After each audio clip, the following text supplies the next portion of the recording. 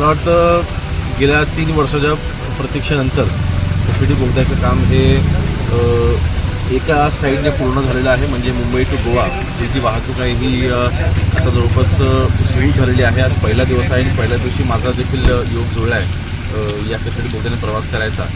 नक्कीच अशाच प्रकारे मुंबई गोवा हायवे देखील हा लवकरात लवकर पूर्ण होईल ह्याचा आम्हाला विश्वास आहे.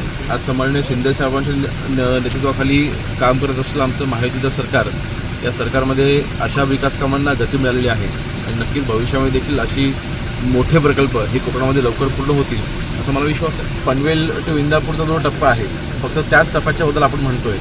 पुढे तर काम गतीने सुरू देखील आणि जवळपास पूर्णतः देखील गेलेलं आहे.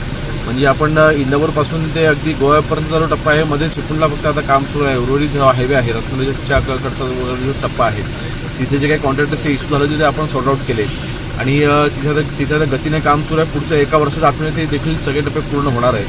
नक्कीच सुरुवातीला पनवेल टू इंदापूरच्या टप्प्यामध्ये जे भूसंपादनाचे जे काही प्रश्न तिथे उद्भवलेले होते, त्या स्थानिकांचे जे काही विषय होते ते मिटवण्यामध्ये विलंब झाला होता आणि कंत्राटदार हे जे कोर्टामध्ये गेले होते त्यांच्याकडनं ते कंत्राटदार त्यांचे कॉन्ट्रॅक्ट रद्द करून नवीन कॉन्ट्रॅक्टर नेमणं आणि कोर्टामध्ये आपली बाजू व्यवस्थित मांडून घेऊन तिथे कामाला सुरुवात करणं, अशा तांत्रिक अडचणीमुळे त्याला उशीर झाला होता. त्याच्यामुळे कुणाला एका वैयक्तिक कोणाला दोष देणं हे चुकीचं राहील. परंतु आता मात्र कामाला वेगाने सुरुवात झालेली आहे आणि आता कुठेही काम अडणार नाही याची खात्री देखील सन्माननीय सार्वजनिक बांधकाम मंत्री रवींद्र चव्हाण यांनी देखील दिलेली आहे. त्यामुळे मला वाटत नाही आता कुठल्या अडचणी येतील. मुंबई गोवा हायवे अशा जसा कशेडीचा टनल सुरू झाला आहे तसं मुंबई गोवा हायवे देखील लवकरच सुरू होईल. म्हणजे माझ्या मतदारसंघाला जोडणारा हा खरं तर कशेडी टनल आहे. म्हणजे एका बाजूने रायगडला बाहेर सुरुवात होते आणि दुसऱ्या बाजूला माझा मतदारसंघ खेड तालुक्यामधला एक कशेडी बोगद्यामध्ये आपण बाहेर पडतो.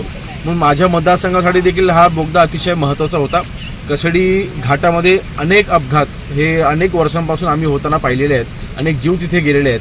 नक्कीच ते आता थांबणार आहेत आणि असे विकास म्हणजे कोकणात होतात तर नक्कीच आमच्यासारख्या लोकप्रतिनिधींना त्याचं समाधान आहे आणि पुढे असेच कामं होत राहतील अशी आम्ही आशा बाळगतोय.